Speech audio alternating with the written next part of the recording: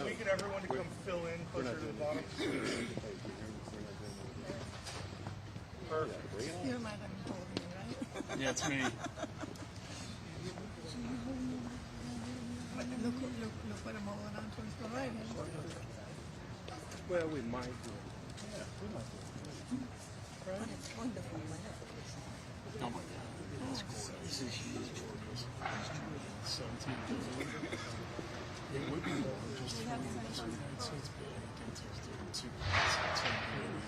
There, I'm gonna stand in front of you, Joe. Yes. Right here.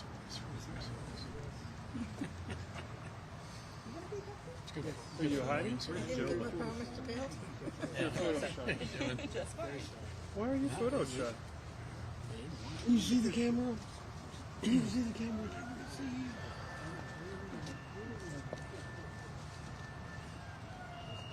Do you know what I hear construction, Judge, in the background. Oh, I can. It's my favorite time. That's American Progress. Yeah. You know how many we're going to have in Williamson? Everybody smiling pretty? A bunch.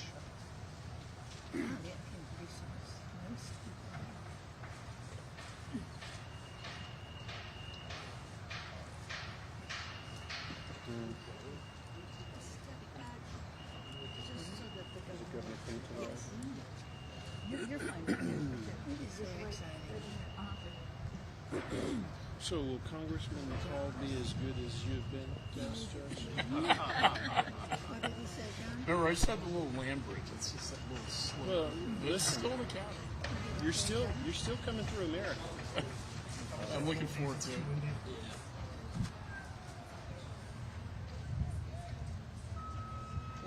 They're breaking in news right now. Can you hear? Yep. There they are. Uh-huh. It's the best kept secret. Yes. Here comes the number.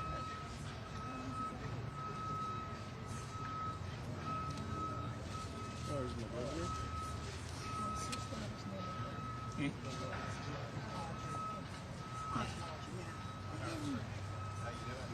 Good. Good to see you. Thank you. You're doing all right. Thank you, Governor. We're doing very proud of you. Thank you, sir. Thank you. Governor, how you doing? Good to see you. Good seeing you. Congrats. Thank you. Good job.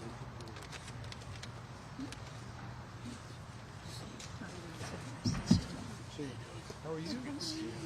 Congressman, Judge.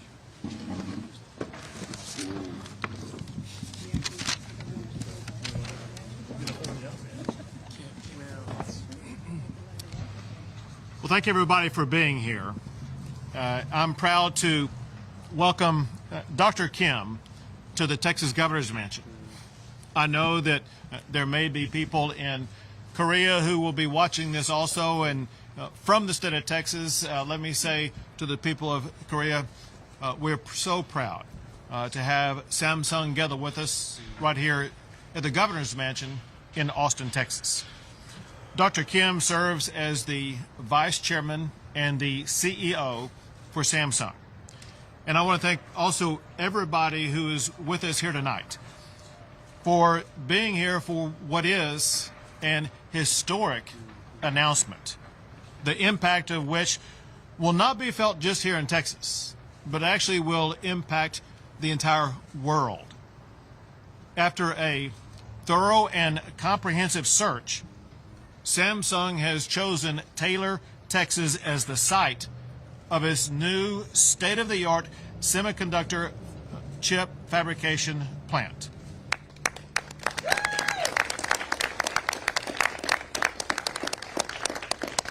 This plant will produce the semiconductor chips that will power the technology that we use every single day. Samsung had many other options for this project, and I want you to know Texas is grateful that you chose Texas for this project. Thank you, Samsung. Importantly, this project will create more than 2,000 jobs and will have an initial capital investment of $17 billion. This is the largest foreign direct investment in the state of Texas ever. Thank you again, Samsung, for such a large investment. The implications of this facility extend far beyond the boundaries of Texas. It's going to impact the entire world. As you all know, we face a global shortage of semiconductor chips. And I want you to know that Texas is working with Samsung to provide long-term solutions for the world's growing chip shortage. Investments of this magnitude, they don't just happen overnight. They are the result of hard work that is put in at the federal level, at the state level, and at the local level. I want to thank our federal partners, Senator John Cornyn and Congressman Michael McCall, who have been working on the Federal CHIPS Act, in addition to thanking Congressman Carter, who I know also is working on the CHIP Act, but importantly, this project will be located in Congressman Carter's district. And also want to thank all state legislative leaders for everything they did to get this project to the finish line. And very importantly, a very special thank you to Williamson County Judge Bill Gravel and Taylor Mayor Brant Riddell, as well as all of the economic development professionals who made this investment possible. And of course, I want to thank Dr. Kim and Samsung, who have been tremendous partners throughout this process. This facility in Taylor is a massive expansion of Samsung's presence in Texas, which already has 2 semiconductor plants in Austin. Texas is proud to be Samsung's only state they are involved in the United States for semiconductor fabrication plants. Today's announcement is a testament to the economic environment that we have built in Texas. It's a model built on low taxes, reasonable regulations, robust infrastructure, world-class universities, and the best workforce in America. I want to thank everybody who made this day possible. And once again, I want to thank Dr. Kim and Samsung for investing in Texas. And we look forward to our continued partnership as we see through the process of construction and to begin to see the chips roll off the assembly line. Thank you again to Dr. Kim and to Samsung. Thank you. Thank you very much. And now, Dr. Kim.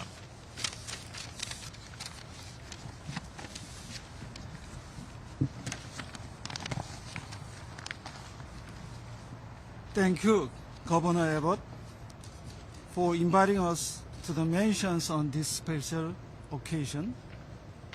Please allow us to start by extending our most heartfelt appreciation to the distinguished guests and staff joining us here.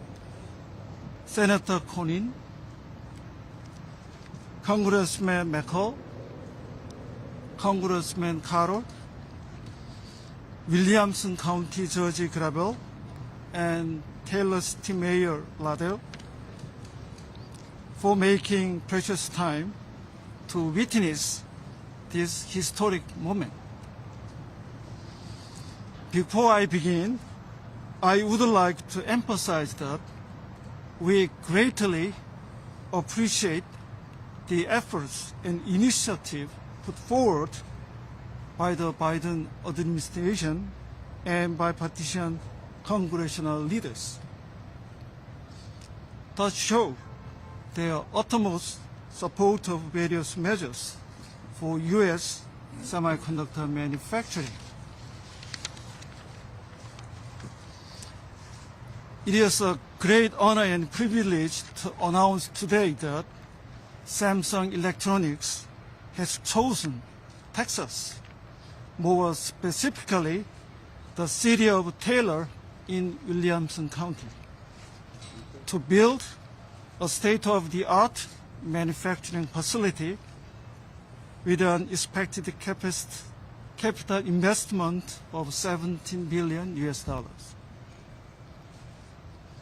Texas has proven that it can create a business environment conducive for companies to grow and thrive. Samsung has been proud to call Texas home for the past 25 years, and it is one of our greatest treasures.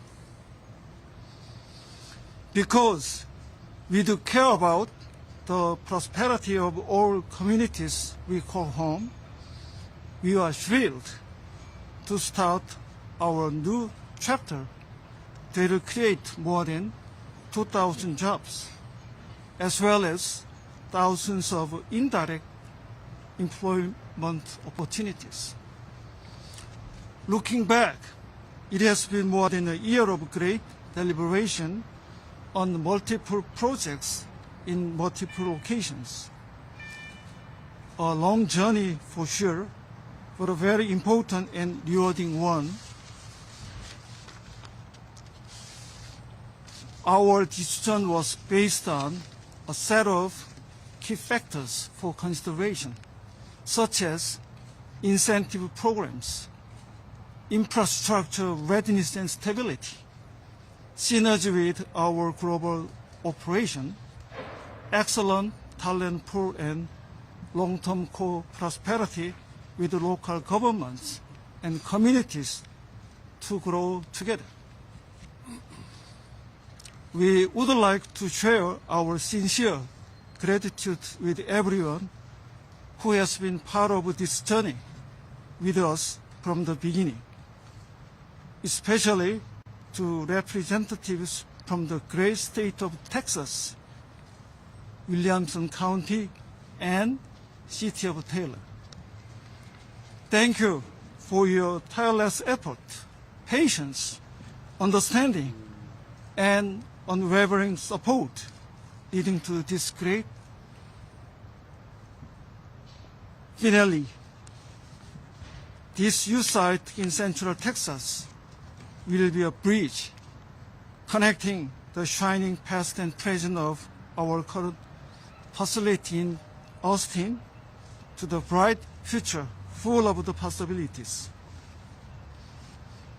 Please join us in celebrating this proud chapter of our history. Thank you. Thank you, Governor. Thank you, Dr. Kim. Now, Senator Cornyn. Well, it's a pleasure to join all of you here today. I want to thank my friend of long standing, not my old friend, my friend of long standing, Governor Abbott, for hosting us. And a big thank you to Dr. Kim and our friends at Samsung for giving us a reason to celebrate.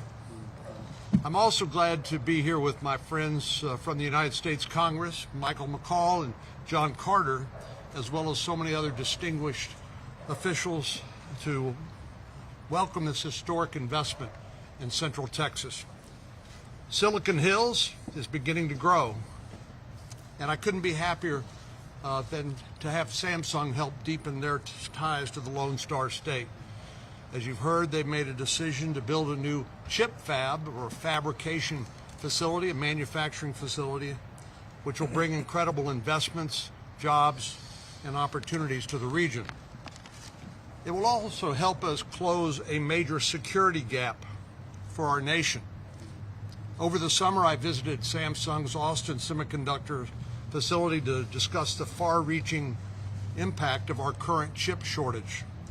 I participated in a number of roundtables all over the state with industry leaders, including GM, Toyota, Dell, HP, Boeing, Raytheon, BAE Systems, and many others, and they all told us exactly the same thing. From automotive to consumer electronic manufacturing, virtually every industry has been negatively affected by the chip shortage. But what keeps me up at night is how the chip shortage is a threat to our national security. The world relies on the Indo-Pacific region for the lion's share of our chips. In fact, just one country, Taiwan, makes 63% of the advanced semiconductors in the world. If China continues to saber rattle and threaten its neighbors, the majority of the world could be at their mercy when it comes to our supply of these critical semiconductors. That wouldn't just spell bad news for consumers, it would hobble our national security capabilities. Advanced fighters, quantum computing, missile defense systems all rely upon semiconductors. An air defense interceptor alone contains 750 semiconductors. An over-reliance on other nations off our shores to produce the key components to our most vital defense assets is a huge, huge risk. It's an unacceptable risk. Put simply, we need to bolster our domestic semiconductor manufacturing, and we have no time to waste. As our friends at Samsung will tell you, chip making is not easy. In order to build a single chip, you need very expensive, highly advanced equipment, and you need skilled workers, and you need time. It can take months to create a single chip, and that's assuming you have the facility and the equipment to do so. We need more made in America chips that won't be compromised by aggression from the People's Republic of China, or who may threaten our global supply chain. Given this national security imperative, the United States government needs to have some skin in the game to help companies build here, because it's more expensive to build here in the United States than it is in countries over in Asia.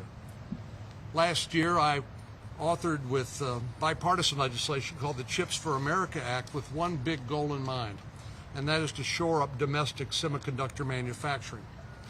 When this legislation became law earlier this year, it created a federal incentive program to add to the incentive program offered by our friends from Williamson County to encourage companies to build their foundries on U.S. soil. Before those incentives can roll out the door, though, there's just one thing that remains, and that is to get the funding to help us do that. Over the summer, the Senate passed a bill providing $52 billion in funding for the programs established by the CHIPS Act. Congressman Michael McCall has been my indispensable partner in the House of Representatives, and it's no accident that Congressman Carter is on the Appropriations Committee, where we're going to look to help get this across the line. Once they succeed, no pressure, no pressure. The two chambers will have to iron out our differences, and then the bill can go to President Biden for his signature. Of course, I had another goal in mind with this legislation: ensure that these chips wouldn't just be made in America, but hopefully be made in Texas. If all goes according to plan, the legislation will open up about $3 billion for each expanded semiconductor fabrication facility in Texas, and that's with a B. In the coming years, I hope Texas will become the U.S. hub for semiconductor manufacturing nationwide. Samsung is certainly leading the charge, and it's an honor to join you today to celebrate this huge investment that will serve as a boon to our region and our national security. Thank you, and God bless. Thank you.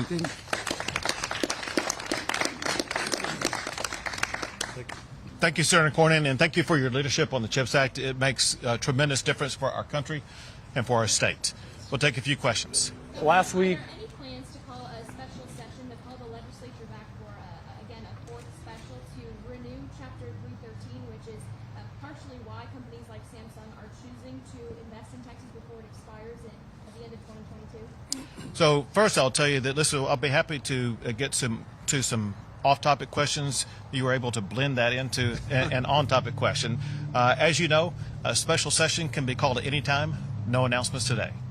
Governor, last week, NERC, FERC, and ERCOT all released reports saying that the power grid should be okay for a normal winter, but could fail again if there's another extreme winter storm like Winter Storm Uri. How confident are you the power grid won't fail again like it did last winter? And if it does, would you call a special session for that? So I'm extremely confident that the power grid is stable and resilient and reliable. And I've been working very closely with both the PUC chairman and the head of ERCOT, as well as the team that we've assembled at ERCOT.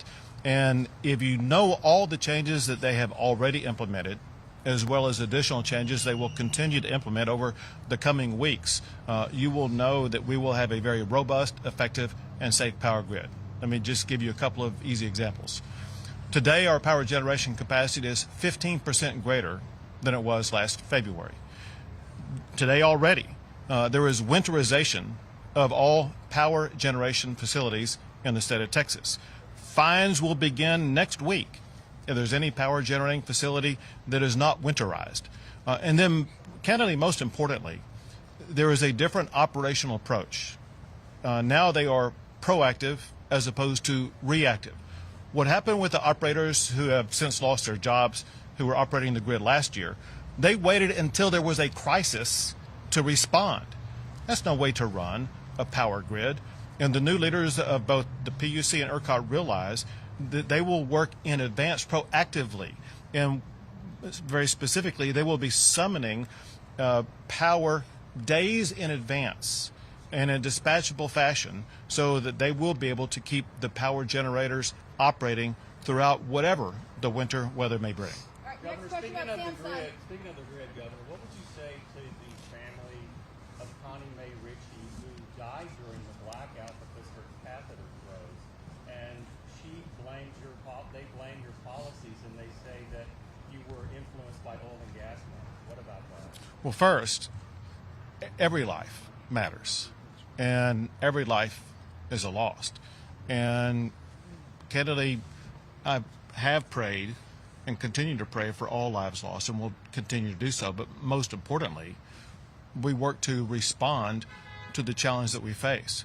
The most important thing that we can do is to make sure this never happens again. As I just articulated, we have taken measures needed to make sure it will not happen again. I told you what ERCOT and PUC have done.